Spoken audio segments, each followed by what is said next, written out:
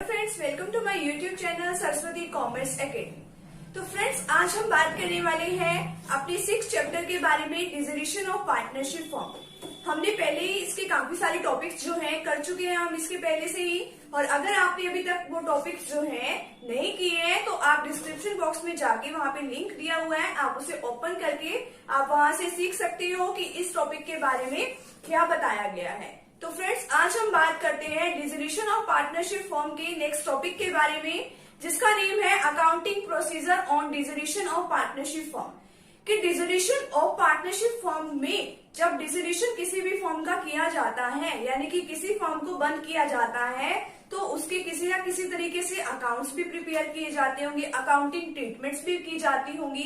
तो आज हम उसी के बारे में सीखेंगे कि अपनी बुक्स में हम किस किस तरह के अकाउंट्स जो हैं वो ओपन करते हैं। तो फ्रेंड्स, अगर आप मेरे इस यूट्यूब चैनल पे न्यू है तो चैनल को सब्सक्राइब कर दीजिए, वीडियो को लाइक कर दीजिए, बेल आइकन को प्रेस जरूर कर दीजिएगा ताकि आपको आगे आने वाली वीडियोस का नोटिफिकेशन मिलता रहे। तो फ्रेंड्स, अब हम सीखते हैं कि किस तरीके से हम अकाउंटिंग ट्रीटमेंट करते हैं कि जब हमारी फर्म का डिसोल्यूशन होता है। तो डिसोल्यूशन ऑफ पार्टनरशिप फर्म का मतलब यही होता है कि हम हमारी फर्म को क्या कर देते हैं, क्लोज कर देते हैं। और जब हम हमारी फर्म को क्लोज करते हैं तो उसका मतलब है कि जितनी भी हमारी बुक्स हैं हम उसे भी साथ में क्लोज कर देते हैं। तो अब देखते हैं कि क्या बताया है इसमें।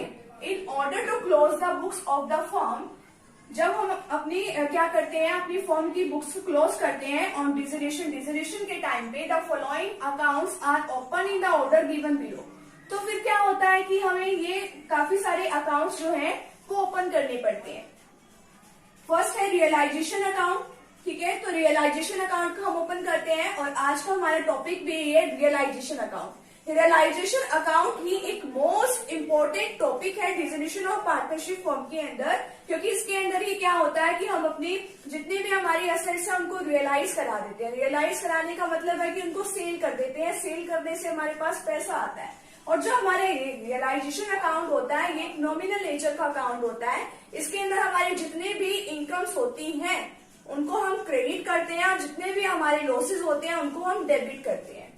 सेकंड है पार्टनर्स लोन अकाउंट, ठीक है, कि अगर पार्टनर से लोन लिया हुआ है तो उसके लिए अकाउंट बनाते हैं। Third partners capital account and fourth है कैश और बैंक अकाउंट। ये 4 अकाउंट जो है हमें बनाने होते हैं। तो जो मोस्ट इम्पोर्टेंट अकाउंट है वो है रियलाइजेशन अकाउंट। इसके बारे में हम अपने सारे चैप्टर में डिस्कस करेंगे कि रियलाइजेशन अकाउंट क्या होता है, इसमें किस तरीके से अकाउंटिंग ट्रीटमेंट्स होती हैं। एक रियलाइजेशन अकाउंट भी वैसा ही अकाउंट होता है, बट ये रिवैल्यूएशन अकाउंट से डिफरेंट होता है। ये नहीं है कि रियलाइजेशन और रिवैल्यूएशन अकाउंट सेम होते हैं, ये दोनों अलग अलग चीजें होती हैं। तो अब इसके बारे में पढ़ते हैं। What is realization account? A realization account is open, तो एक रियलाइजेशन अकाउंट ओपन किया जाता है for disposing of all the assets of the firm, यानी कि इसमें सारी एसेट्स को डिस्पोज कर दिया जाता है, सारी एसेट्स को सेल कर दिया जाता है। And making payment to all the creditors, और उसमें से जितने भी एसेट्स को बेचने से जो हमारे पास पेमेंट आती है उसमें से हम वो सारी की सारी पेमेंट किससे कर देते हैं, क्रेडिटर्स को कर देते हैं। क्रेडिटर्स को यानी वो हमारी क्या होती है, आउटसाइड लाइबिलिटी होती है। जैसा कि हमने वो सीखा भी था कि हम सबसे पहले किसको अकाउंट्स में सेटलमेंट करते हैं, वो हम सबसे पहले आउटसाइड लाइबिलिटी को हम सेटलमेंट करते हैं। तो फर्स्ट हम क्या करेंगे, क्रेडिटर्स की पेमेंट करेंगे जितने भी हमारी एसेट्स को सेल करने से पैसा आता है। नेक्स्ट है realization account is a nominal account. जैसा अभी मैंने आपको बताया कि एक नॉमिनल नेचर का अकाउंट होता है। नॉमिनल नेचर के बारे में आपने पहले भी पढ़ा होगा कि what is nominal account. Nominal account वो अकाउंट होता है जिसके अंदर जितने भी हमारे एक्सपेंसेस होते हैं उनको हम डेबिट कर देते हैं, और जितने भी हमारी इनकम्स होती हैं या गेन्स होते हैं, गेन का मतलब प्रॉफिट, ठीक है, तो जितने भी हमारे प्रॉफिट्स होते हैं उनको हम क्रेडिट करते हैं। तो इसके अंदर भी यही है, जितने भी हमारी एक्सपेंसेस होंगे वो डेबिट साइड में आएंगे, और जितने भी हमारी इनकम्स या फिर गेन होगी यानी कि कहीं ना कहीं से पैसा आ रहा होगा तो उसको हम कहाँ लिखेंगे, क्रेडिट साइड में लिखेंगे। And the object of such an account is to find out the profit और loss on realisation of assets and payments of liability. और फिर इसके बाद इसको बनाने का मेन मोटिव, मेन ऑब्जेक्ट ही यही होता है कि हमने अपनी सारी एसेट्स को सेल किया और लाइबिलिटीज की क्या कर दी, हमने पेमेंट कर दी। अगर उसके बाद की कुछ अगर बचा तो वो प्रॉफिट आया या लॉस आया, यानी कि हमारे पास पैसे जो थे सफिशिएंट थे भी या नहीं थे, तो प्रॉफिट हुआ है या लॉस हुआ है। अगर प्रॉफिट होता है तो सब कुछ पेमेंट्स करने के बाद हम वो पार्टनर्स के कैपिटल अकाउंट में जैसे रिवेल्यूशन के भी कर देते थे, ट्रांसफर कर देते हैं, और अगर कम पैसा पड़ता है तो हम उनसे मंगवा भी लेते हैं। तो ये सब इसमें सेटल डाउन किया जाता है। इस तरीके से रियलाइजेशन अकाउंट होता है। हम अपने एसेट्स को सेल करके और क्रेडिटर्स की पेमेंट कर देते हैं, और ये नॉमिनल नेचर का अकाउंट होता है। और मेन मोटिव इसका यही होता है प्रॉफिट और लॉस जो है फाइंड आउट करना। फर्स्ट इसके अंदर काफी सारी एंट्रीज की जाती है, जैसे आपकी बुक्स में भी दे रखा होगा, तो मैं आपको विद एग्जांपल भी बताऊंगी। इसके बाद सबसे पहली एंट्री है फॉर क्लोजिंग असेट्स अकाउंट। सबसे पहले हम अपने असेट्स अकाउंट को क्लोज करते हैं। तो जितनी भी असेट्स होती हैं हमारी फर्म के अंदर, all assets of the firm, तो जितनी भी असेट्स हैं हमारी फर्म की, except cash and bank balance, bank balance and cash को छोड़कर जितनी भी हमारी असेट्स होती हैं तो उनको हम कहाँ लिखते हैं, डेबिट साइड पे लिखते हैं रियलाइजेशन की। Are transfer to this account at book values. और जो बुक वैल्यूज होती है, मार्केट वैल्यू नहीं, बुक वैल्यू। बुक वैल्यू क्या होती है कि जो हमने जिस रेट पे हमने वो खरीदी थी मार्केट से, उस वैल्यू पे हम कहाँ लिखते हैं, इसकी एंट्रीज करते हैं इसके डेबिट साइड में। किसको छोड़कर, कैश को छोड़कर एंड बैंक बैलेंस को छोड़कर। तो इसके अंदर कैसी एंट्री की जाती है, realization account debit to sundry assets account. तो रियलाइजेशन अकाउंट को डेबिट की जाता है और सन्ड्री एसेट्स को क्रेडिट। तो अभी मैं आपको बताती हूँ कि किस तरीके से इसकी जर्नल एंट्रीज होती हैं और किस तरीके से इसको अकाउंट में लिखा जाता है। Assets transfer to realisation account at book values, तो इसमें ट्रांसफर की जाती है। तो चलिए अब देखते हैं कि किस तरीके से अकाउंट्स को प्रिपेयर किया जाता है।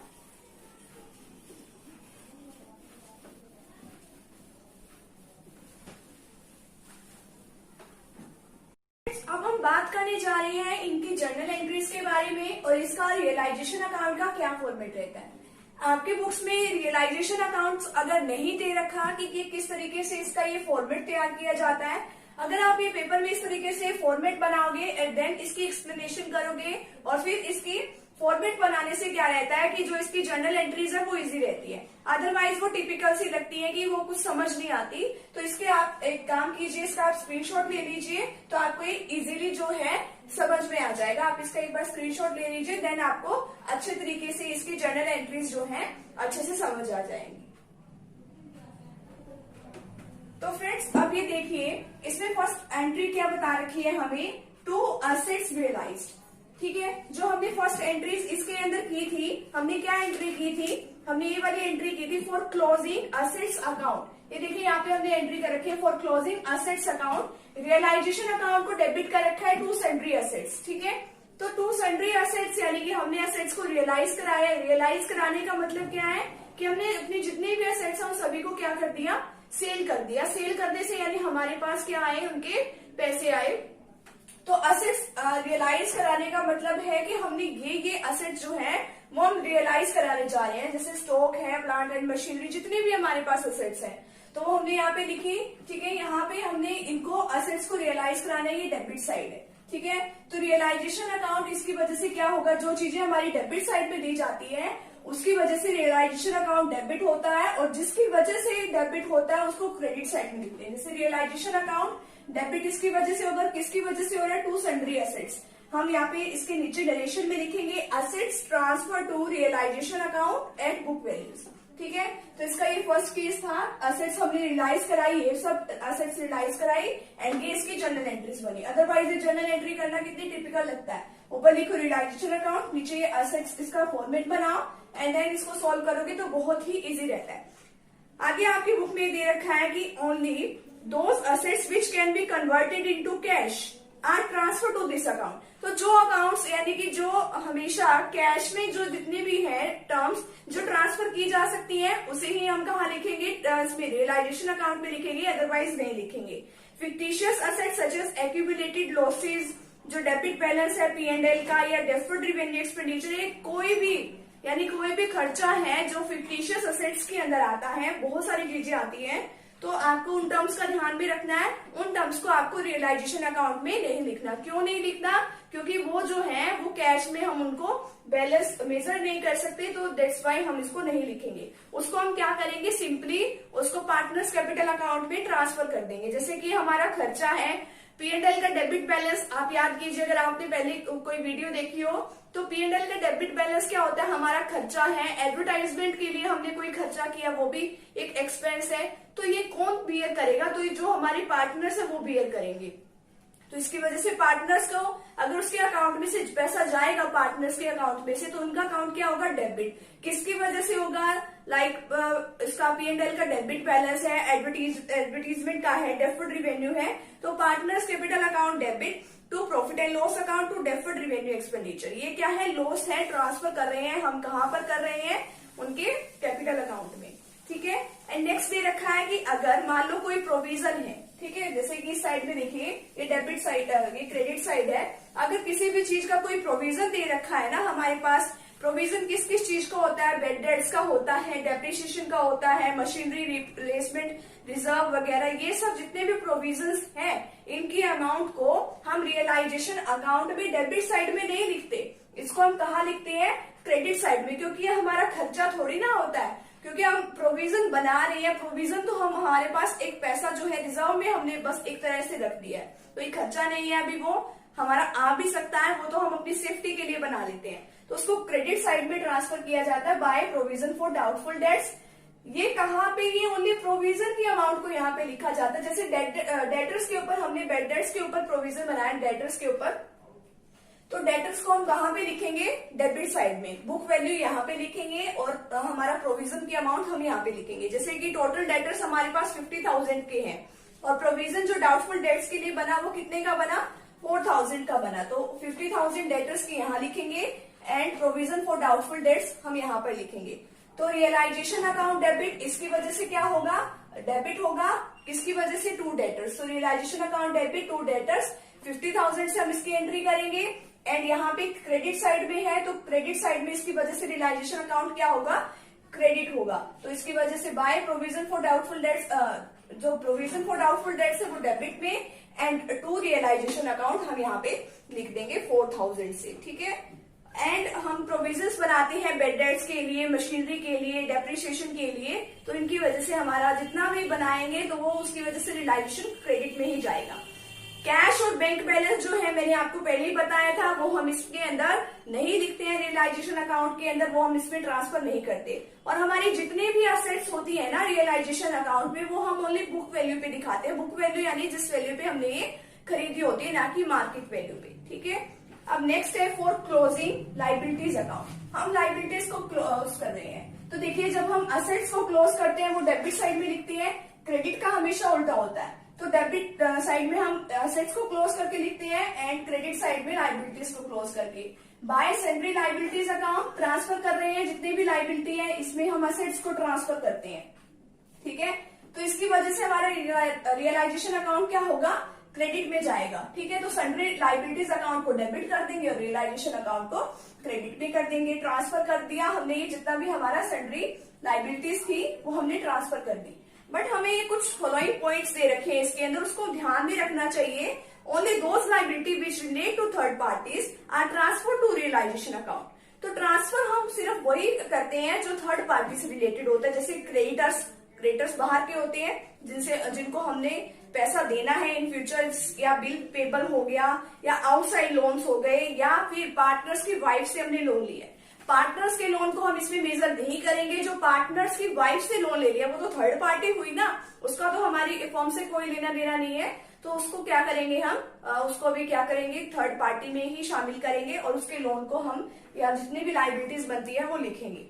पार्टनर्स के लोन अकाउंट को हम रियलाइजेशन में ट्रांसफर नहीं करेंगे, उनके लिए हम जैसे हमने ये 4 फॉर्मेट बनाने होते हैं वो फॉर्मेट बना के उसका अलग से केस होता है। और जितने भी हमारे अनडिस्ट्रीब्यूटेड जनरल रिजर्व है, रिजर्व फंड है, क्रेडिट बैलेंस है P&L का, उसके लिए इसको भी हम रियलाइजेशन में ट्रांसफर नहीं करते। जिस तरीके से हमने एसेट्स में उसके लॉसेस को ट्रांसफर नहीं किया था, उसको भी हम अलग से सेपरेटली डिवाइड कर देंगे।